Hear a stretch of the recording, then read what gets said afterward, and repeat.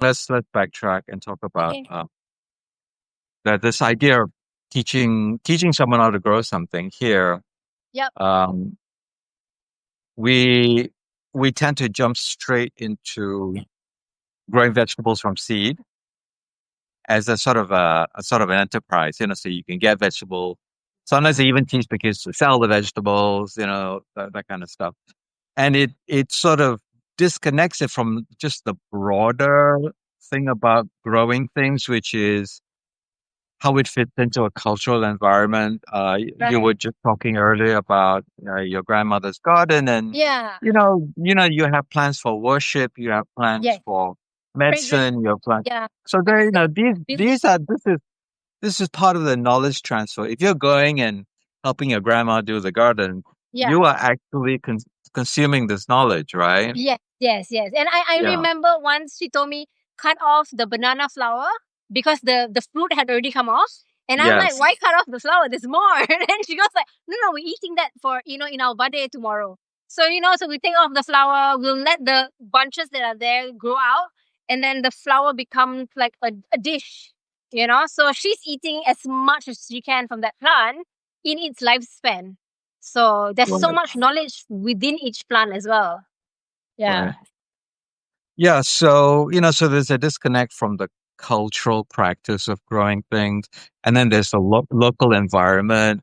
Then there's the sort of cultural heritage of the things that you eat, which Yeah. leads to the next thing. What we're eating now is so different from actually our culinary heritage. Um, Yeah. I see programs where kids are being taught to grow salad greens, something that just does not really grow very well here. You Yeah. know, it is not traditionally something you eat. I'm not saying it's a bad thing to eat, but it Yes. doesn't fit. It doesn't fit into It the thing. doesn't describe our culture. It Yeah, doesn't yeah, represent our diet, yeah. historical diet. Yeah, Which because is actually born out of our environment because we have yeah, these vegetables. We cook it this way. yeah, For example, one common dish in Nusantara is actually the idea of lemak or lode. It's just a mm, mix of different vegetables cooked in a yeah, yeah, coconut milk, with a little spice or whatever. yeah. Uh, the Chetty restaurant in Malacca has something kind of like that. It's a little bit different, but it's the same thing. It's this assortment of cooked vegetables, which is kind of Mm, cool. And mm. then our salad is a kind of this funky mix of fruit in a rojak, right? Right, right, right. I can never convince a Westerner to consider Mm. a salad. It's too weird, right? It's too And it's it's got like this soy sauce. and it's also like dessert. It's just like fruits. Yeah, yeah, with soy Yeah, sauce. yeah. So so when you're so when you have when you're so what's in the supermarket, which might go on your table, is would should be what helps you develop a plan for what you grow. So Yeah. I was saying that in the States you would tend to grow the things that actually isn't good from the supermarket. We always grow tomatoes, heirloom tomatoes. Mm. We would grow some beans. They just Yep. taste a little bit nicer, you know. So Oh, that's why you would, nutrition. yeah. Yeah. And then maybe you'd want to grow things that are hard to get, like some herbs, maybe, or Yep. they're more expensive. So, that's kind of how you'd build a plan to grow your garden. Yep.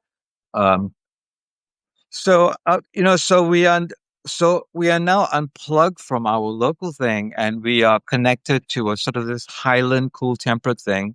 But we're also plugged into this very globalized um, system of food. Like potatoes and the fruit section in the supermarket is actually completely foreign, right? Apples, Yeah. oranges, pears from South Africa, oranges from South Mm. Africa.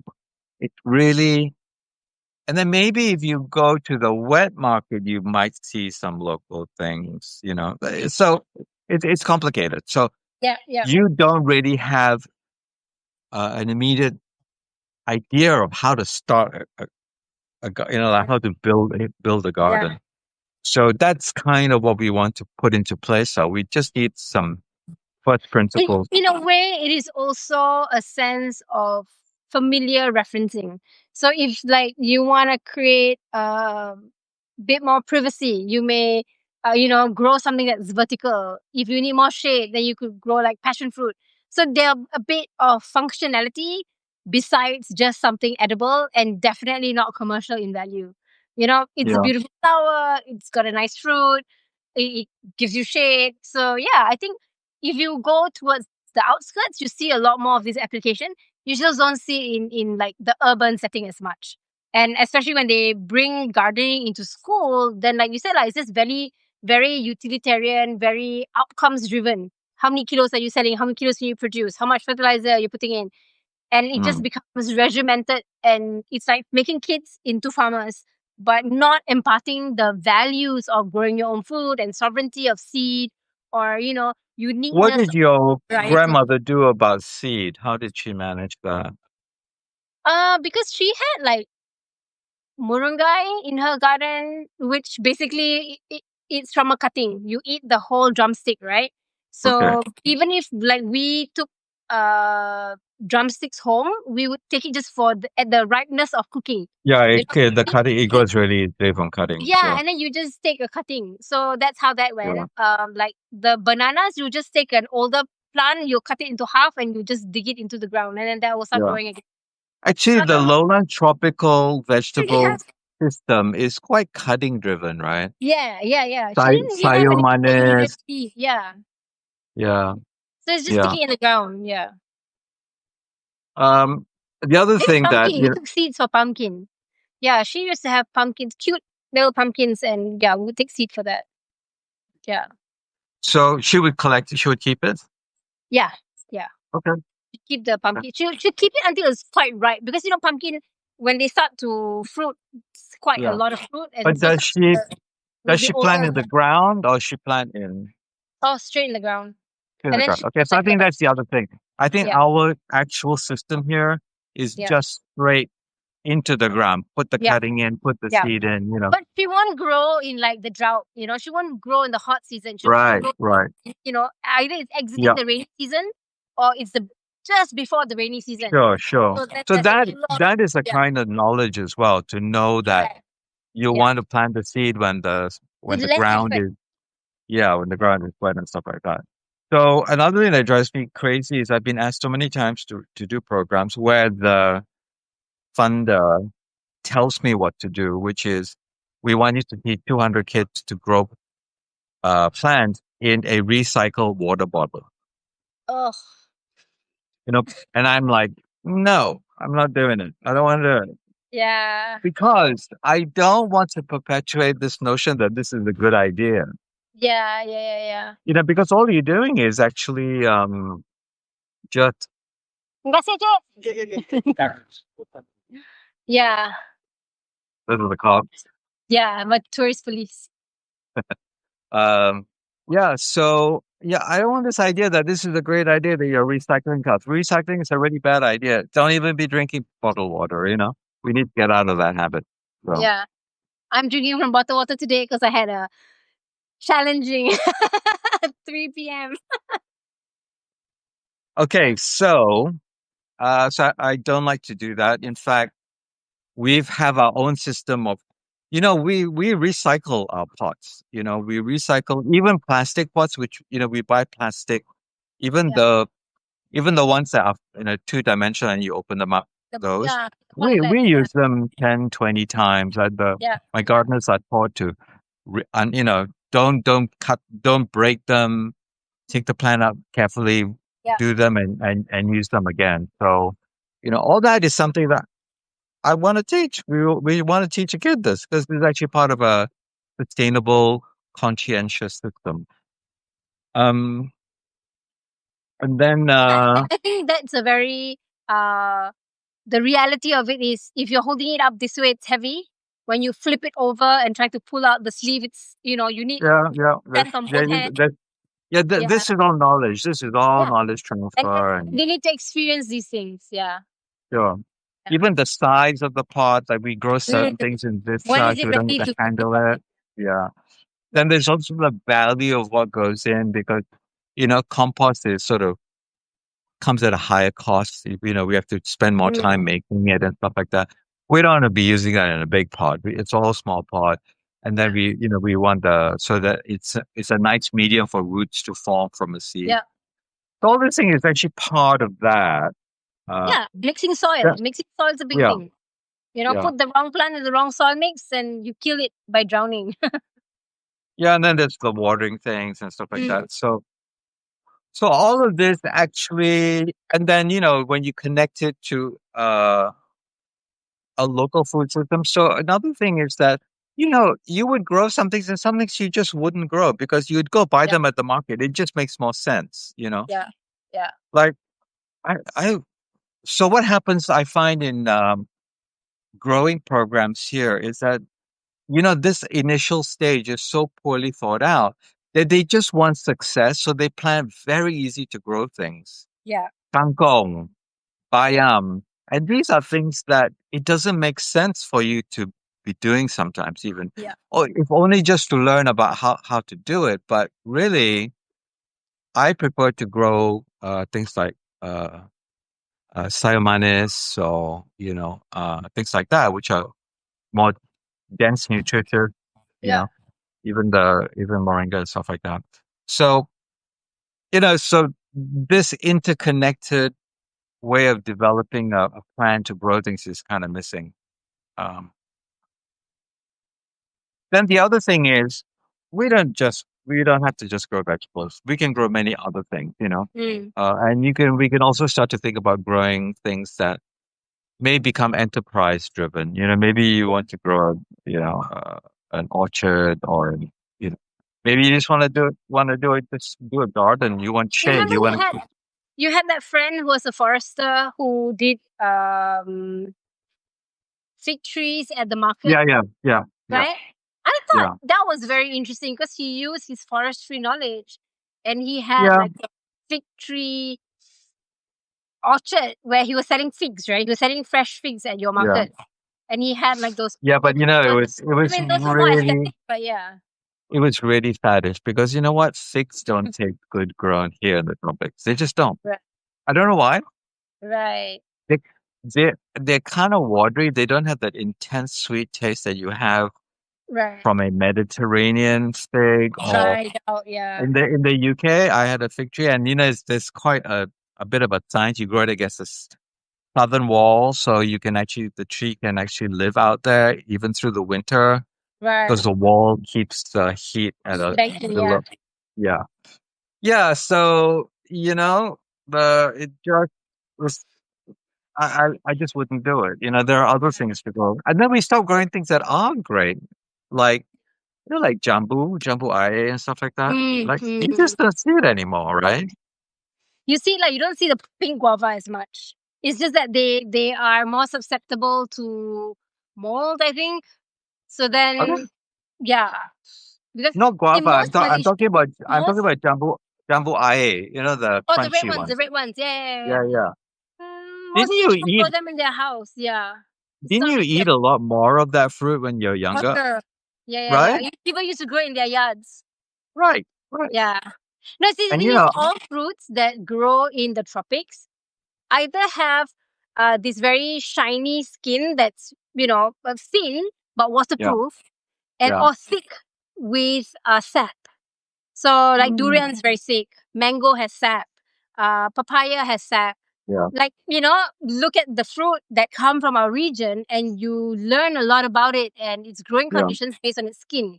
And then so the jambus are a bit more sensitive to insect bites, to mold, to yeah. how to say on tree rot, and that's probably But they're why but less they're people also grow. quite you get a great harvest. You get quite a lot of them. Yeah, it's a Yeah. bumper crop type plant. And you know, in my navigation of it, I use that in salads. That's actually quite nice in a salad. Yeah, because Yeah. it's It's got like crunchy. the sangkwang style of like crunch and Yeah. juice. Yeah. Or like a pear or an apple in a salad, Yeah. Yeah. So That's that really those good. are our equivalents. Yeah, Sangkwang, yeah, jambu. yeah. Yeah. Which also sort of leads me to another little area. Is like, navigating it in a modern space. Like, how would you use things that grow well and easily here, but into a more modern idiom? salads are a great idea. It's a great Yeah. to have some fresh, uncooked stuff.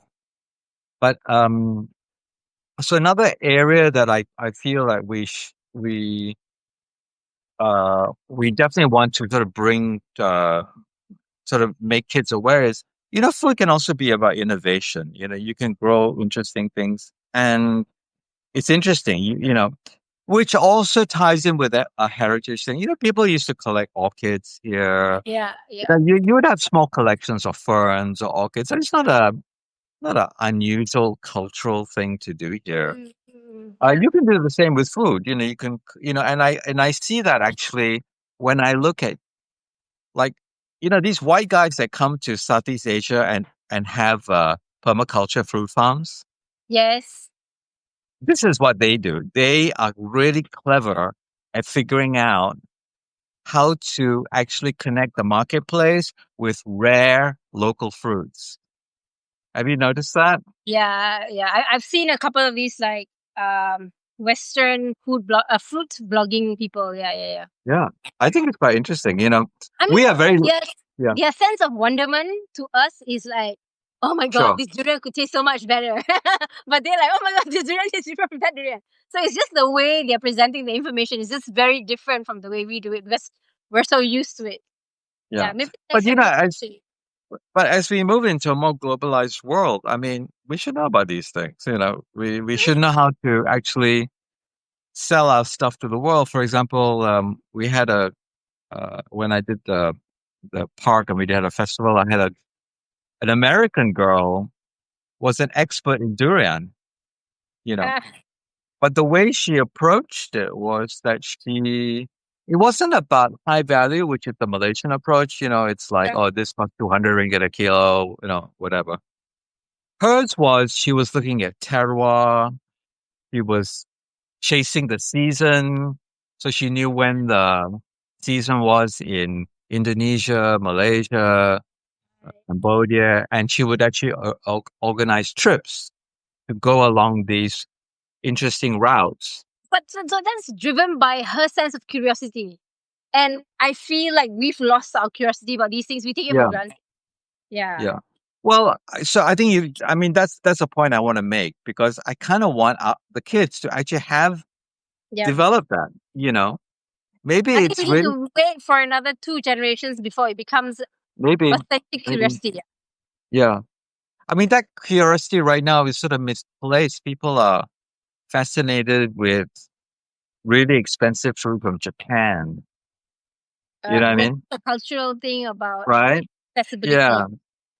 So yeah. So we kind of want to put into place how these things can kind of develop. Um, okay. So yeah, that's a sort of background so that sort of sets the stage for growing things. Yep. And then obviously we want to teach best practice, Yep. which is not always well known. A lot of people don't understand that. Um, for example, when I at the park, and I worked with a lot of plant suppliers and landscape contractors and people like that, and they were always amazed when they came to the park, which we ran organically. Yep. They said, "How do you do it?" Because, when you grow something inorganically, the Yep. actual level of maintenance is very high. Yeah. You got to keep putting that pesticide. Yeah. You got to keep fertilizing it, Yeah. and then there's buildup, it has a lot of other associated problems. Yep. Yep. Whereas when you grow things organically, you are also growing things more holistically. This Yeah. The work companion plant. well, Yeah. the underplanting, Yep. The there's some beneficial logic. insects. There's Yeah. some logic to it. Whereas the other one is you're trying to grow things without logic so that it fits your space, A schematic. right? They're growing a schematic. That's what they Yeah, do. and the schematic is just about earning maximum money, Yes. uh, maximum efficiency, Yeah. uh, low cost. They Reduce want to have variables. less labor. So, that needs to be changed so you can understand. Oh, if I do it within a system, then it has slightly different outcomes, you know. But see, the challenge about the system based growing, to some extent, this knowledge is lost in the public sphere. So some old school farmers still understand it. They still farm what they need to be commercial, but in their personal farm where they farm for their own home and their what they eat themselves, Sure. like they have Even watercress. even like even like old school, like I said I met those rice farmers from East Malaysia. Yeah. Even without them speaking very much, I just could sense their wisdom. I could really feel. Yeah, this is I what could just see it in their eyes as they were listening to this new information about agroforestry because that's I what have they were done doing. before. But you could see that they were like, "Oh, okay, this fits what we know, and Yeah, this is yeah, yeah, okay. yeah. This is a little That's the thing, strange." right? Because it's uncommon knowledge now, Yeah, it's distance from people who are trying to learn it for the first time. You know, even if sure. they're curious, they need to go out there and find the people who have been doing this in the authentic way, because the food revolution and the industrialization of food hit us hard and fast here because we were a paddy growing region. So we had certain things that were subsidized by the government. And when we are driven by subsidized fertilizers and seed Mm, and pesticide, you drop anything that's not going to bring you profit. So it kind of drove out a lot of traditional growing, like local seed varieties and stuff like that. So, for instance, the Japanese came into Malaya through Thailand, right? So there was an occupation that came in by yeah, bicycle, yeah. and they pushed the British south. And if you go to Kelantan and Terengganu, there are certain places you can still find, edamame pea, Oh wow, the hair. You find that in Kelantan and in really? Terengganu. Yeah, that's interesting. They can't really tell you why they have it, but they have it. And for me, because I come from the city and I eat Japanese food, and I kind of like, this looks very familiar. you know, uh, Right. yeah, so they exist. They call it kacang bulu because got Oh, okay. Yeah, yeah, yeah, yeah. I mean, another sort of problem that we have also, and I kind of want to go in a few angles about this. Is actually this one problem is actually our diversity. It does. There's an Indian yeah. cultural heritage of the China, which is actually becoming more and more siloed. People are they're less there's less common ground being searched for. It's quite interesting. Even at a very recent podcast I was listening to with politicians, Okay. right? One of them is like Keluar Sekejap, which is that Kari, and it wasn't Kari, it was the other one. What's the other guy's name? The young guy. He's got a Chinese mother. You know, Question. they were both thrown out of I know the who you're party. talking about, but yeah, I can't remember his name. Yeah. Okay. So she was saying something quite interesting. Like he was saying that actually one of Malaysia's problems is we don't have a narrative. We don't have a tagline for the Malaysia country. Boleh. That's our tagline. Yeah, but how does it translate? Because we become, but Bola has become like this, like the code for corruption. Uh, that's so You know what I sad. mean? Malaysia Boleh came from sportsmanship.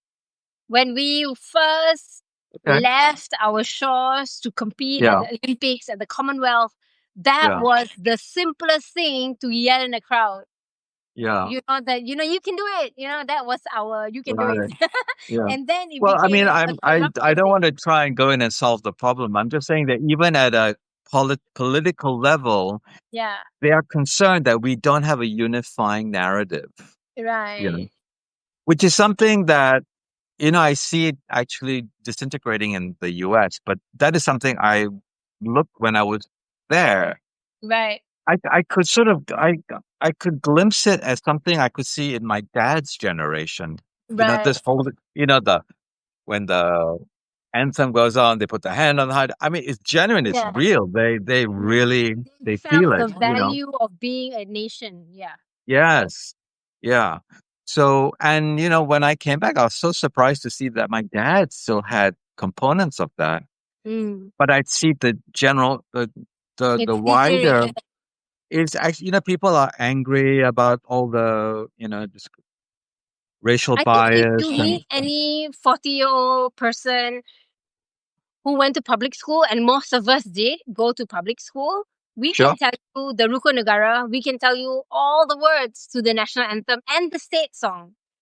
And maybe one or two patriotic songs because we sang it every freaking Monday. And we didn't sing it out of like blah blah blah. We actually sang it quite well. And when you go to a different school, they use a different note. And it may be faster, it may be slower, but it's the same songs, right? My niece, she's 16 this year, doesn't know the Rukun Negara, not by heart. Mm, Doesn't know the national anthem by heart. You know, she'll just meh meh meh some words together when it's being sung. But if you ask her what it means, she has zero understanding of what it means. Like we can yeah, discuss it and she will yeah, recognize certain things, but left on her own devices, she didn't know what it meant. So that's just language and culture and yeah, sense of belonging, and sure. food is a big part of sense Yeah. of belonging. Yeah. I wonder if a way out of this is not to look backwards, but to look forward. So this is why I'm quite interested in the idea of innovation in agriculture, because, we live in a country with 365 days of, it's 365-day growing season, Yeah. with some variation in rainfall, but generally it's not like everything shuts down in fall and the trees die, all that Yeah. stuff. So we are actually in an incredible space for agriculture in a way. And maybe looking at what could be interesting agricultural crops for the future, Mm. I'm looking into medicinal herbs, not as a medicine, but fu- you know, as food with benefits, so to I speak. mean, that's what Ayurvedic eating is, and that's what the Chinese have been doing for decades Yeah, around cooling yeah, drinks, right? Like long sui. All the long sui do something. yeah, They reduce inflammation, they take away heat, you know, yeah. they have collagen because it's all got fungi in it. Oh, I fungus didn't know that that. they I didn't boil. know that. Yeah, Okay. if you eat lentikang, that clear white fungus that they boil in Yeah, the. yeah, yeah, yeah. Oh, that is Yeah, collagen. Oh, all that's yeah, collagen, yeah. right? Ooh, I have All to the look Chinese into that. aunties are swinging away Sure, at sure. this thing. We all ate it. It was like a treat. We like go out for a drive and have a linchikang, right? Yes, and then was that the tofu skin? Yeah, You, yeah. you are eating your But protein here's in the ways that thing. you didn't think of. Yeah, but here's the thing.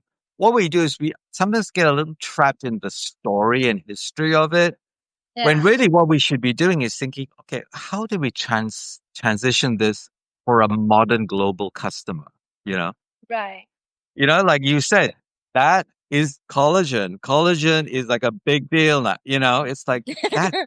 That for me, I see that as a path forward. Is like, how do we turn into these herbs that are great for neurocognition into Mm.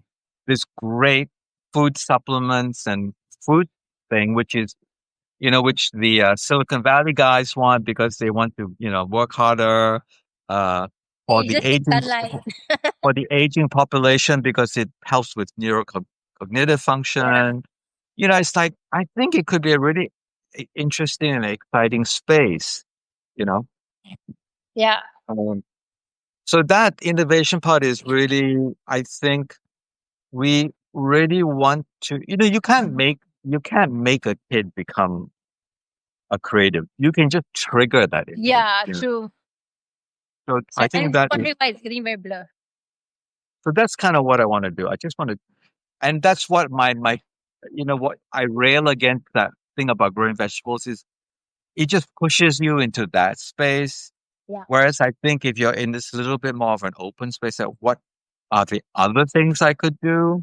yeah, Then it could be open up to, I see a little bit more of an understanding of this in Indonesia. They grow a lot yeah. more herbal medicines. They grow high value crops like chocolate, coffee, Vanilla.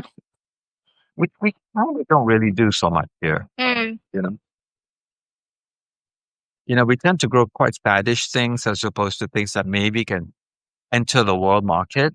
You Yeah, know, and then when we do, we can also compete. For example, any chocolate outside of Africa is more sustainable because it doesn't. There is a it's removed from the fear of child labor, Yeah. Yeah. So you're already in a good space, if you are, growing, in this region. So yeah, yeah, I see this as a big picture endeavor Yep. that when we're just bringing this kid fresh onto this journey, we kind of want to say there's a lot of paths you can go on. Yeah. Yeah. There are options to this conversation. Yeah. So I think that's kind of what I want to get into. Oh, and just to finish off on the sort of innovation space. I mean, another thing I think I've mentioned before is that I'm trying to go alternative, high value plant-based proteins. Yep. You know, um, a lot of our cultural things, which I've worked on. I've made like a cheese with the fermentation of not cashew. I use I've had your cashew cheese before. huh? I've had your cashew cheese before. I didn't make it with cashew. I don't think Is it I make low it with carb? lent. I make it with lentils. I think maybe what you had is somebody else made it, Is and it? then I It I was, it just was copied like it. pre-COVID time. Because I make a great cheese with lentils. Hmm. I just haven't really followed it up, but Right. it's fermentation.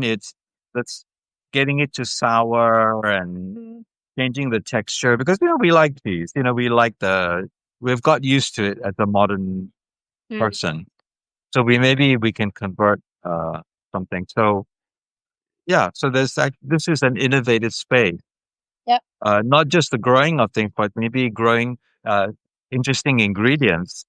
You know Yeah. Yeah. that could turn into quite interesting. The I feel alternative. like maybe at some point our edible education should be a bit of a lab where I people think take so. something, like Yeah, how you explored syrup making in Tanjung Piai, you yeah. know. Or, I think yeah, in our adult classes, yeah, I yeah, think yeah, we yeah. can. They can Yeah. understand these So things. if people I can explore a little bit about the foods that Sure. they overlook, Yes. then you Yeah. can see some kind of Yeah. innovation. And so Yeah. experimental kitchen Yeah. where everybody's working on the same item, Yeah. but I mean, for doing. example, it's funny that you talked about the syrup because when I had that syrup, I used to eat it with oatmeal. Oh, nice. It was, I mean, it's just fantastic because I've had oatmeal with maple syrup, Yeah. uh, Cinnamon and corn, like a cheap corn syrup, and then to right, eat right. this real uh, cane syrup, which has Yeah. this incredible grassy kind of note to Mhm. it. Yeah. Wow! Yeah. And then you put some local fruit in it. Yeah. Oh my goodness, it's fantastic. So that is a whole thing. It's a whole Yeah. world of stuff that Yeah. we can kind of get into. Yeah. Yeah. Okay. I think we're coming up to an hour now, right? Are we? Okay. Uh, did you buy Something a not ticket? moving over there. No, no, we're gonna end soon. Did you get your ticket? I think so. I need to check in with Hafiz because he did all the buying. Okay, Yeah. okay. So we're gonna plan to go and look at our Desaru site. Yep. So the four of us will do a day trip and go check Nice. it out. Yeah. Nice. So that's gonna be all about the scaling up of these very non-traditional things that we grow, which Yeah. have uh Curry leaves. Curry leaves are one of those things that people underestimate. I agree. Curry leaves is Everybody another. uses curry Actually, leaves now. I don't grow it. I really should. But it gets back to this thing where these things are sort of slipping out of view. Oh my Like god. it's hard. It's in salted egg battered calamari rings. You get them in butter chicken. You get them in when they fry chicken with Yeah, like some extra spices, they will always put yeah. curry leaves. Curry leaves are the biggest like participant to food innovation. Curry I leaves. love I do a dish I remember from childhood is when we went to Penang, we Yes. used to go to this one place. I think it was called Mina's or something. And she did Panda. like a fried chicken Yeah. with curry leaves, Yes. onion and vinegar and like a chili-ish sauce. See, she's making buffalo wings. And I make that, and I'm just making it up in my head. It's just like, Yeah. a little bit of my sambal, curry leaves, onions, and then my own vinegar, and it Yeah. kind of does it. Yep. Yep. So yeah, Yeah. yeah. Actually, well, okay. What I meant was, it's actually quite Mm. hard to find a curry leaf plant. Okay. It's like they don't sell it at the nursery. Oh, they don't? Oh. They do. It's actually quite hard to get. It's very hard to transplant a curry plant because the roots are deep, very, very deep. I've got a cluster here growing in near the villa where I stay. Yeah. And because it's sand, oh my god, it takes the liberty to grow deep, deep, deep, deep. I think I Oh, killed 2 or 3 plants trying to uproot it. So I need them yeah. very, very young because sometimes the roots are 3 times the length of the plant in itself. So yeah, and I be digging Interesting. like a Yeah. hole, But yeah, yeah, that's a great plant. yeah, It's our aromatic. It's our rosemary. yeah, It's like yeah, the yeah. equivalent. We Yeah, could be making, and they boil it in hibiscus leaf, coconut oil, and something else to keep your hair black. Because my oh, grandma used to do it. Yeah, yeah. They just oil the hair and another then they. another world of plant-based toiletries and wellness and Yeah. body care. Oh my And goodness, remember, it's the great. coconut tree came from behind her house, which means she's grating it, she's boiling it, she's taking the santan off, she's making the Yeah, oil, she's doing yeah, all this in her own house. right. In I between mean, this making is lunch this and is dinner. how these things came to life. For example, like Body Shop. Yeah. The legend is she actually started as a hamburger restaurant. You know that? Yeah. Which is kind of not doing very well. And she decided to give it up and she went trekking in South America. Okay. And when she was in South America, she was like, oh, wow, these people are using these crazy plant things. And Right, that's right. how Body Stop started. Okay. Very cool. But Yeah. she still sells So, L'Oreal, right? so we live in a South America situation with all Yeah. these exotics. Yeah. We just don't have that kind of uh, innovation and design drive to turn that into interesting things. Mm. So anyway, here we are.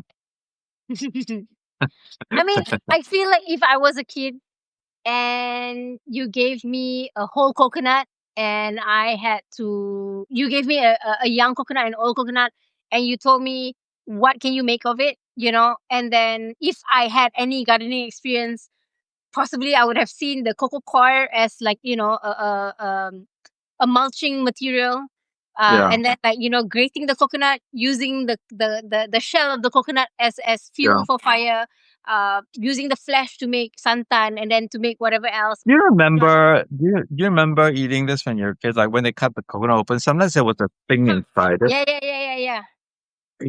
You don't see that anymore, right? I mean, they don't sell it in the market. You can get it if you have a tree at home.